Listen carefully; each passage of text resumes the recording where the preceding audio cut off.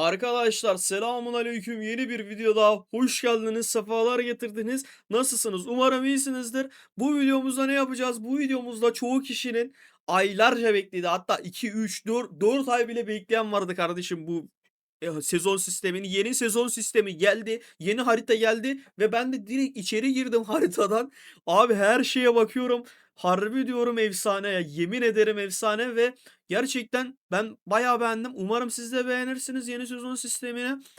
Çok felaket farklılıklar var dostlar. Bu videoda hepsinden bahsedeceğiz. Hepsini de göstereceğim. Bazı anladığım yerler var. Onlara ileteceğim size. Anlamadığım yerler var. Onları yorumlarda eğer bilen varsa lütfen yazsın. Çünkü herkes kusursuz başlamasını istiyorum. Özellikle bizim tayfanın, bizim YouTube tayfasının, Telegram tayfasının kusursuz başlaması önemli. Ondan dolayı yorumlarda kesinlikle bilen varsa, tecrübeli olan diğer arkadaşlar lütfen yorumlara bekleniyorsunuz. Selamun aleyküm, aleykümselam diyorum. Şimdi dostlar, bu arada bir tane beğeni ve hype atarsanız bu videoya özel patlatın abi, patlatın. Daha ne isteyeyim ben sizden kardeşim. Şimdi arkadaşlar gördüğünüz gibi bu şekilde bir ekran girdi. Buraya geldiğin zaman haritaya gir diyorsun. Direkt seni alana atıyor. Birazdan göstereceğim. İlk başta şurayı göstereyim. Şimdi ben önceki videoda demiştim ki 2 sunucu olacak. Arkadaşlar yanlış. 4 sunucuymuş. 4 sunucu olacak ve çok farklı bir sistemmiş. Şimdi onu göstereceğim. Benim grubum dediğim zaman dostlar şu şekilde Düzen Kabilesi ve İntikam İttifakı var. 2 farklı ittifak var. Bir taraf üstte kalıyor, diğer taraf altta kalıyor dostlar. Mantık o. Ve bu kabilelerde ve ittifaklarda 2 tane sunucu oluyor. Mesela burada 33 ile 16 sunucusundaki ittifaklar eşleşmiş. İntikam İttifakı'nda 88 ve 20. 88 ve 20'deki bütün ittifaklar burada eşleşmiş. İntikam İttifakı'na geçmiş. Burası da Düzen Kabilesi ve benim en çok sevdiğim olay ne biliyor musunuz dostlar? Şu şekilde biliyorsunuz önceki sezon sistemlerinde ne oluyordu? Bir sunucunun en güçlü ittifakı 80G'ydi. Diğer sunucunun en güçlü ittifakı 55G'ydi. Ne oluyordu abi? Savaş başlıyor. 55G olan ittifak örnek veriyorum savaşa gelmiyor. İşte zaten 2 gün savaşıyorsun haftada. Onlarda da savaşa gelmiyor. Adam bütün her şey patlıyordu. Bu sefer ne yapmışlar abi? Efsane diyebileceğim şey işte bu abi. Ben bunu istiyorum oyundan. İntikam İttifakı bakın mesela 69G en güçlü ittifak. İntikam İttifakı'na geliyorum 68G neredeyse. Arada 1G fark var. Ondan sonra aşağı indim 63G, 57G. Burada 6G'lik bir fark var. Sonrasında 63G, yine 57G, yine 6G'lik bir fark var. Sonra 52G, 55G, 3G'lik bu tarafın bir farkı var. 52'ye 52 neredeyse 51.9 eşit. 48'e 48 eşit. Ha şurada mesela örnek veriyorum 5G'lik ufak bir fark var. Onun da bir şey yok abi. Yapacak bir şey yok. Sunucu bulanmamış olabilir. 20G'lik 30G'lik ittifak farkındansa bu sistem abi alkış hak ediyor. Alkış hak ediyor. Ben harbi oyuna aşkım kabardı şu anda. Harbi diyorum felaket mutlu oldum kardeşim. Arkadaşlar bu şekilde bu en sevdiğim olaydı. Şimdi diğerlerine bakacağım. Sıralama listesinde yine sezon ödülü var. Sezon ödülünü göstereyim dostlar size. Sezon ödülü hiç değişmemiş. Klasik 150 tane silah parçası veriyor. 1200 tane sezon toprak parası işte sezon parası veriyor ittifak liderine. Sonrasında işte bu kaçtı? Birinci ve ikinci olan dur değiştirmişler. Birinciye veriyordu. Bu sefer birinci ve ikinci olan ittifaka. Bu ne demek oluyor dostlar? Ben size söyleyeyim bunun ne demek olduğunu. Şimdi örnek veriyorum buradaki ittifaklar istese birbirine girebilir. Nasıl girebilir? Çünkü aynı yere düşüyorlar. Birazdan göstereceğim. Hani ben fazla alayım sen fazla al işte birincilik benim olsun ikincilik ben olmak istemiyorum falan diyebilir. Onu çözmek için, hani, birbirlerine düşmesinler diye, bu sistemi getirmişler. Mantıklı olmuş bu arada. Birinci ve ikinci ittifak bu ödülleri alıyor. Sonrasında üçüncü ve dördüncü ittifak bu ödülleri alıyor. Sonrasında beşinci ve sekizinci ittifaklar arasında bu ödül paylaşılıyor ve bunları da herkese veriyor herhalde. Çöp. Bu çöp de şu sistem bence güzel olmuş. Bak bunu da ince düşünmüşler. Severiz hocam. İnce düşünen yetkili ekiplerine selamın aleyküm derim yani. Bu videoda bir tık heyecanlıyım. Ben bile arkadaşlar 3 ay falan oldu. 3 aydır sezonu bekliyorum. Daha gelmedi bu arada. Bizim sunucudakiler falan bilmiyor. Ben eski sunucuda hesabım olduğu için ondan dolayı böyle oldu. Şimdi burayı geçtik. Şöyle bir sistem var dostlar. Sezon başarıları var. Burada klasik herkes alacaktır bu ödülü. Peki neler veriyor peki? Peki. Yani sezon parası veriyor 50'şer falan 20'şer tane. Bol bol vites veriyor. Buranın pek bir ödülü yok dostlar ama burayı zaten herkes alacaktır. Sonrasında şimdi hazırsanız haritaya geçiyorum dostlar. İşin kabasını attık, haritaya geçtik ince detaylara. Şöyle bir alan bizi karşılıyor dostlar. Tamam mı? Şuraların hepsini göstereceğim bu arada. Bu video biraz uzun olabilir ama her şeyi cincik cincik inceleyeceğiz abi. İncik cincik bir şeyler var ya, onlardan İnceleyeceğiz. Hepsine bakacağım. Merak etmeyin. Sizin için bakıyorum bu arada. Yanlış anlaşılma olmasın. Kendim için bakmıyorum arkadaşlar. Yani sizin için bakıyorum. Böyle diyenler var ya. Sizin için. Arkadaşlar harita bu şekilde. Arkadaşlar selamlar. Videoyu çok kısa bölüyorum. Size Telegram grubunun en önemli avantajından bahsedeceğim. Biliyorsunuz oyundaki paket fiyatları bir tık pahalı arkadaşlar. Biz de buna çözüm olarak grubumuza bir satıcı ekledik ve oyundaki paket fiyatlarını çok daha ucuza alabiliyoruz arkadaşlar. Şu şekilde 4500 TL'lik paket 3800 TL, 2300 TL'lik paket 1900 TL, 900 TL'lik paket 750 TL gibi. Burada sürekli fiyatlar güncellenebilir ve ayrıyetten burada yapılan işlemleri bu şekilde paylaşıyoruz. Kesinlikle güvenilirdir. Bu avantajdan yararlanmak istiyorsanız açıklamadaki Telegram grubumuza katılabilirsiniz arkadaşlar. Gelin videoya devam edelim. Bu taraf üst kısım. Bu taraf alt kısım. Siz Allah Allah diyecek olabilirsiniz. Felaket mutluyum ya bu videoda. Şimdi dostlar şu alana ışınlandık. Bizi üst alana ışınladı. Şimdi üst tarafta neler var dostlar? Üst tarafta ilk başta bizi piramitler karşılıyor kardeşlerim. Bu piramitler ne demek? Bu piramitlerin mantığı hani şehir savaşları oluyordu ya eskiden. Hani sunucunun başlarında birinci sezonda falan bol bol şehir savaşı oluyordu. Aynı mantık kardeşlerim. Arkadaşlarım, canlarım, ciğerlerim. Aynı mantık piramit. Bol bol şehir savaşı yapacağımız bir sistem geliyor.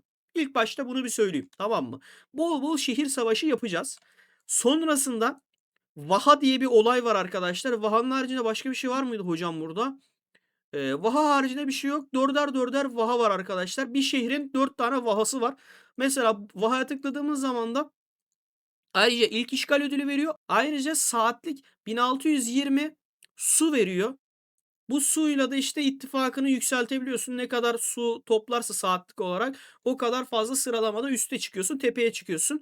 İlk başlarda burada işte dediğim gibi hani karşı sunucudaki yani senin ittifakındaki sunucuyla anlaşırsan buradaki piramitleri bölebilirsin. İşte diyebilirsin sen 4 tane alacağım, ben 4 tane alacağım. Ha istemezsen kaos olsun dersen dostlar ne olacak abi? Ben hepsini alacağım, sen hiçbir şey almayacaksın dersin. Ondan sonra ortalık 56 olabilir. Haberiniz olsun. Bunu yapabilirsiniz. Sonrasında ikinci seviye piramitler falan geçtikten sonra dostlar ilk alan şurası. Üçüncü seviye. Bunu zaten konuşmuştuk. İlk buralar açılacak. Bu kapılar açılacak. Şimdi burada var. Bunlar ne zaman açılıyor peki hocam? 12 gün sonra açılıyor dostlar. İlk işgal ödülü var. Bu alana geçmek istiyorsanız dostlar, tamam mı? Şu alana aşağıya inmek istiyorsanız bu kapıyı almak zorundasınız. Haberiniz olsun. Şimdi bu kapıyı aldık. Adamlardan örnek veriyorum şu kapıyı aldı. Buradan geçti. Şuraya alacaklar. Biz nereye alacağız? Hocam dur beynim yandı. 4 seviye o zaman şurada başlayacak. Aynen muynen. Aynen. Şurada başlayacak dostlar savaş. Şimdi ilk kapı açıldı. Üçüncü seviye kapı açıldı. Bunlar buradan girdi, tamam mı? Biz de bu kapı açıldı. Biz de buradan girdik. Ondan sonra şu alanda bekleyeceğiz abi. Şu alan peki ne zaman açılıyor? Şimdi ilki 12 gün sonra dedik. İkincisi 19 gün. Yani şu alan açıldıktan bir hafta sonra bu kapı açılacak. Bu kapı açıldıktan sonra asıl olay patlak verecek. Çünkü bütün sunucular birbirine ulaşılabilir hale gelecek bu kapıdan dolayı. Çünkü bu kapıyı alan örnek veriyorum bunlar alırsa buraya kadar gelebilecek. Bunlar alırsa da buraya kadar gelebilecek dostlar. Ve bol bol savaş olacak piramitlerde falan.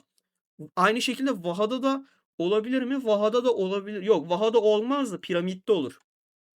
Bu arada piramitlerin de ödülü var. Onları da göstereceğim birazdan. Ufak tefek onlara da baktım.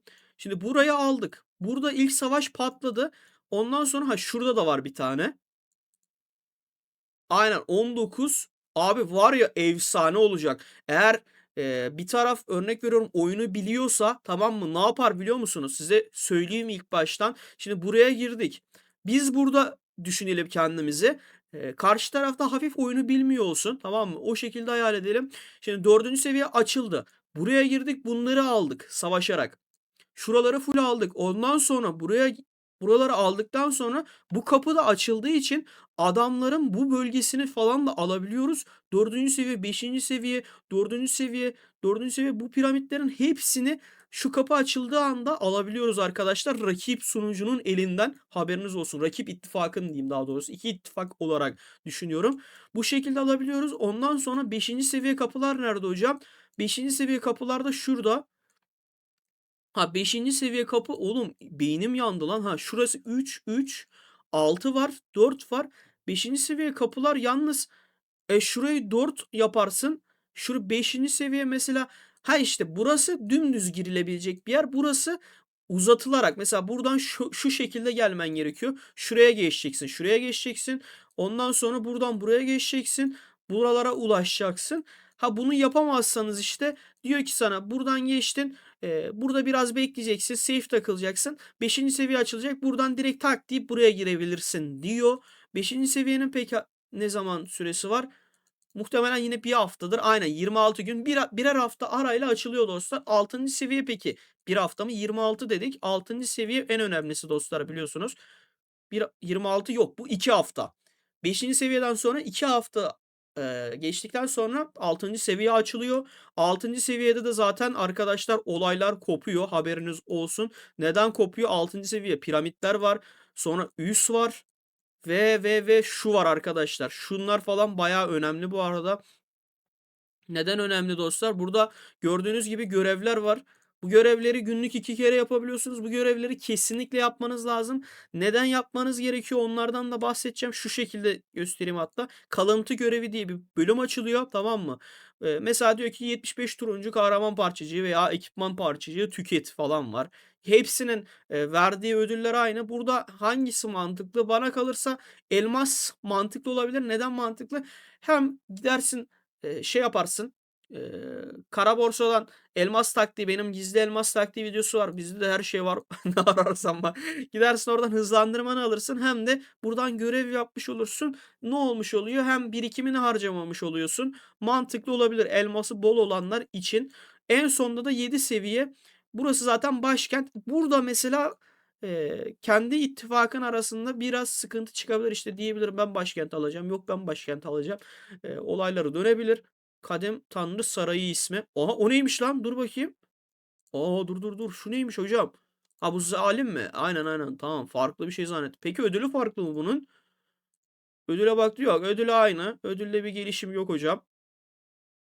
Güzel ödül veren yerler, bol bol savaş var abi. Ödülden ziyade harbi bol bol savaş olacak. Ona %100 eminim. Özellikle kaoslu sunucularda, bizim sunucu biliyorsunuz hiç anlaşma yapmayı sevmez. Rahat rahat savaşlar yapacağımızı düşünüyorum. Onun haricinde şöyle bakmadığımız başka bir yer var mı? Bu arada aynı şey sol tarafta gösterdim. Şurada gösterdim ya. Aynı şey sağ bölümde de var arkadaşlar. Haberiniz olsun. Sağ tarafta da aynı şekilde simetrik olarak ilerleyebilirsiniz dediğim gibi. Burayı tekrar göstermedim. Şimdi piramitler falan, onları gösterdik dostlar. Şimdi şuraya tekrar geldim. Burada şimdi tek tek gösterelim. Şimdi sezon açılışı var. Sezon açılışında aynı mantık arkadaşlar. Zombi seviyeniz yükseltiyorsunuz. Top seviyede olanlar işte haftalık ödül alıyor. Bu bir hafta olacak bu arada, haberiniz olsun. İkinci hafta, yani bir hafta bitecek, ondan sonra tüm sunucularda oluyor. Mesela sezona katılan tüm sunucular arasında tekrar oluyor.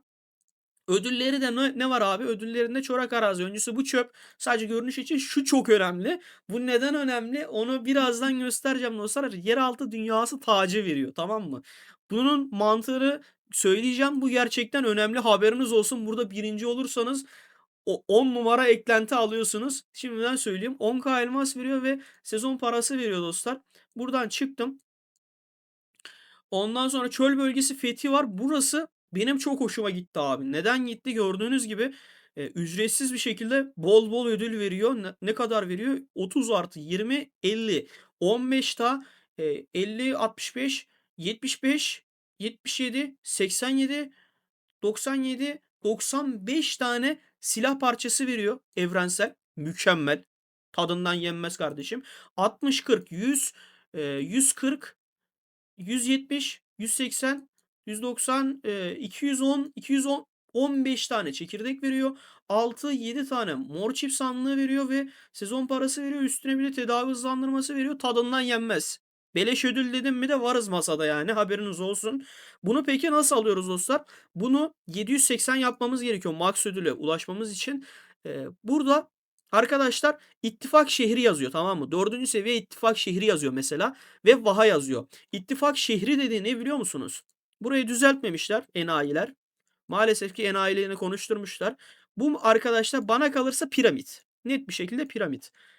Şehir olarak, çünkü şehir mantığı var piramitte ama ismi piramit olduğu için hani oraya da şehir yazmışlar. Aslında piramit yazmalara gerekiyor. Mesela örnek veriyorum.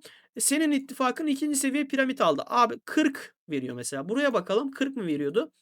Şurada baktım. Ha, mesela 40 veriyor, gördünüz mü? Ne kadar fazla piramit alırsanız ve vaha alırsanız puanınız o kadar artacak. 780'e ulaştığınız zaman da maksimum ödülü alacak ittifakınızdaki herkes.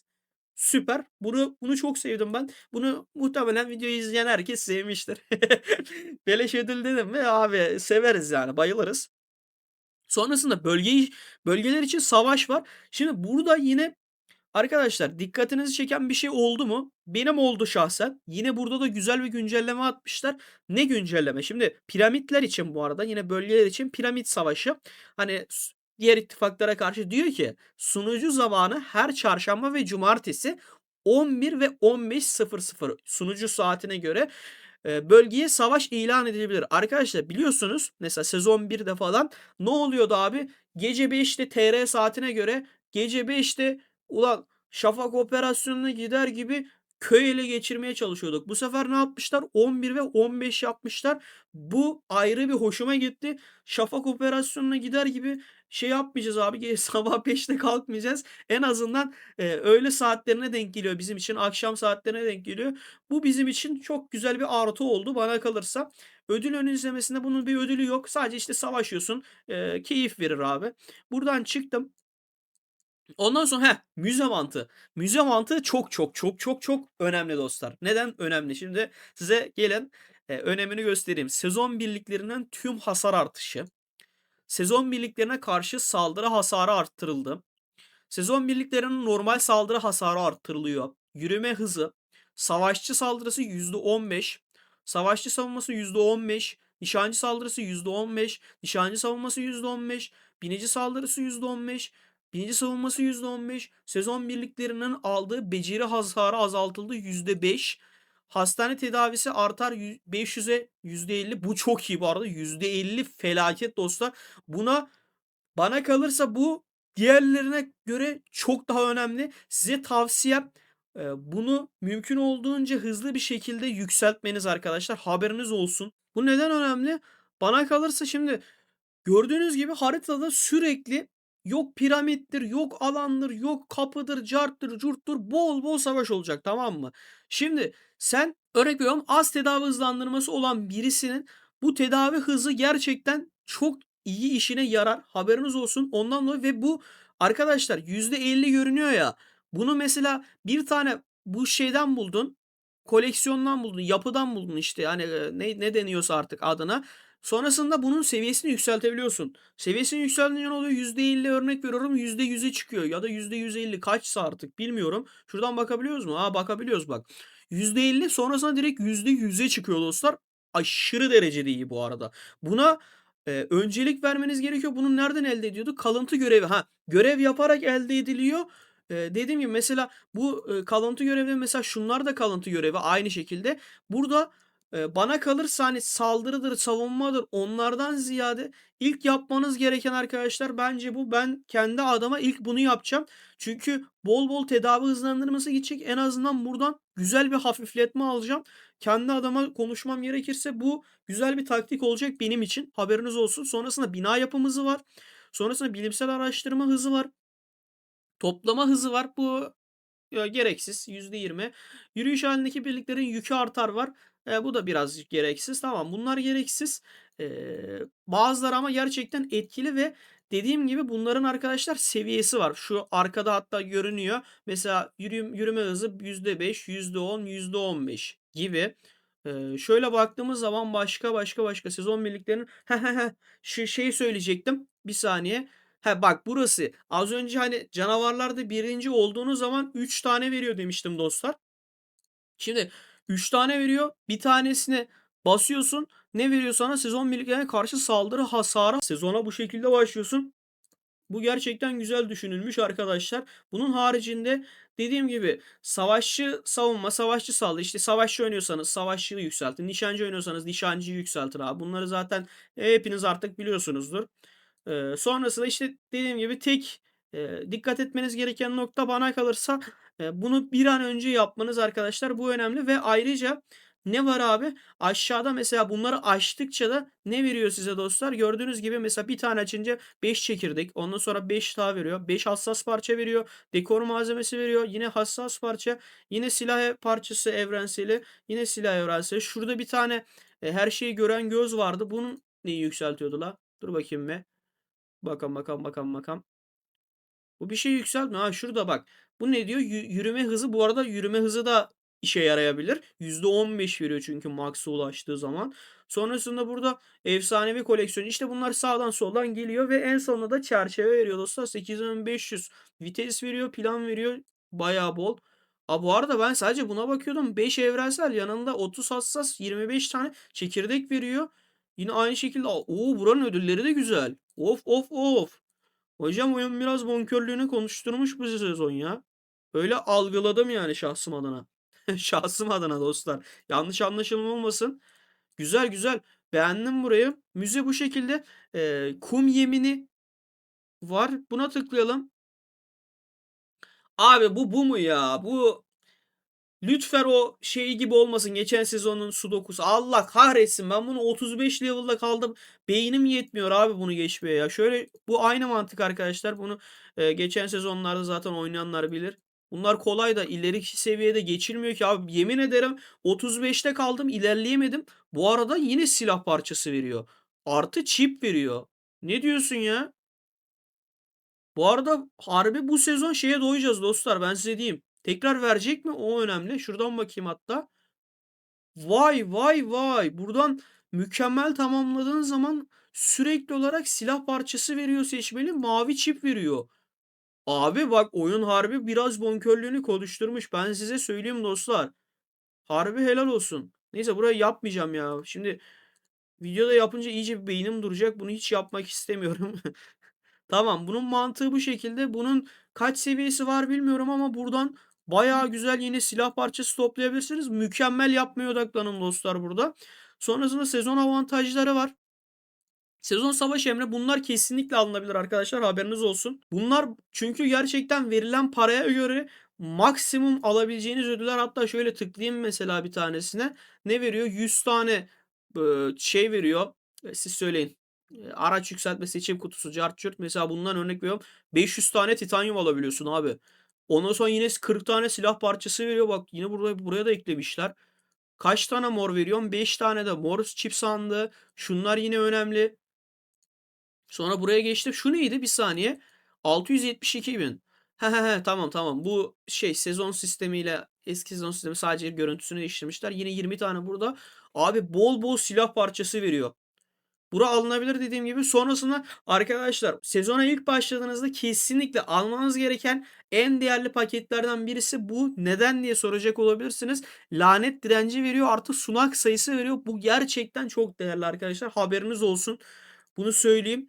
Bu bayağı değerli bir şey. Özellikle başlangıçta 250 virüs direnci harbi sağlam etkiliyor. Mesela şu o kadar önemli değil, sezon inşaat kuyruğu. Bu alınmasa da olur. Çünkü zaten eski sunucularda hani basılacak genelde şey olmuyor ve tedavi hızı çok fazla, pardon tedavi diyorum, inşaat hızı çok fazla birikiyor. Bundan dolayı bu pek alınabilir bir şey değil ama şu kesinlikle alınır. Sonrasında Ra'nın koleksiyonu var. Bu yine aynı mantık, sadece tek değişen görüntüsü değişmiş ve burada neler veriyor o önemli. Mesela bu başlangıçta kesinlikle alınır. Bu az önce hani demiştim ya, müzede ekstra özellik veriyor. Bu yine alınır. 500 tane istiyor. Bunu kesinlikle alın arkadaşlar. Çip sandığı yine alınması gerekiyor. Maviden 10 tane var. Yine bu da alınabilir. Şu diğerlerini almayın. Şu da alınabilir de bu biraz daha arka planda. Zaten şunları kesinlikle almayın. Bunları sonlara doğru saklayın. Sezon bitimine doğru alın arkadaşlar. Bunun haricinde şöyle bakmadığımız bir şey var mı? Bunun haricinde arkadaşlar şöyle bakalım ama etrafta başka bir şey yok. Şurası önemli. Köken topraklarının tekrar antik kutsal eşya burası önemli. Önceki videoda hatta söylemiştim hani farklı farklı dizilimler var. Buraya ayrı video çekeceğim. Çünkü buranın gerçekten farklı stratejileri olacağını düşünüyorum. Ondan dolayı buraya eklemeyeceğim. Şimdilik bu şekilde dostlar. Yeni sezon haritası, yeni savaş, nerelerde savaşabiliriz? Bunları detaylı gösterdim. Bunun haricinde işte dediğim gibi hani sistemi artık dengelemişler. Eşit sunucu geliyor. Zayıfa, güçlüye atmıyor. Bu arada şeyi söylemeyi unuttum.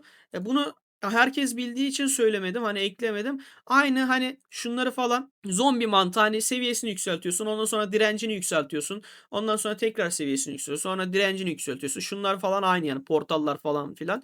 Bunların mantığı aynı. Bunlara eklemek istemedim çünkü aynı mantıkta bir değişikliği olmadığı için.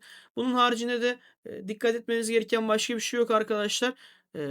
Ama harbi diyorum bana kalırsa beklediğimi karşıladı. Özellikle hani şurada dengeli rakip gelmesi, ondan sonracıma bol bol her yerde savaş olması, mesela istediğimiz zaman istediğimiz yere her gün gidebilmemiz bu beni gerçekten mutlu etti. Beklediğimi aldım mı? Bana kalırsa beklediğimi aldım. Ödülleri falan da olsun gerçekten beni biraz mutlu etti arkadaşlar. Sizi nasıl etkiledi bilmiyorum. Yeni sezon hakkındaki düşüncelerinizi yorumda belirtebilirsiniz dostlar. Hepinizi seviyorum. Hoşça kalın. Kendinize iyi bakın.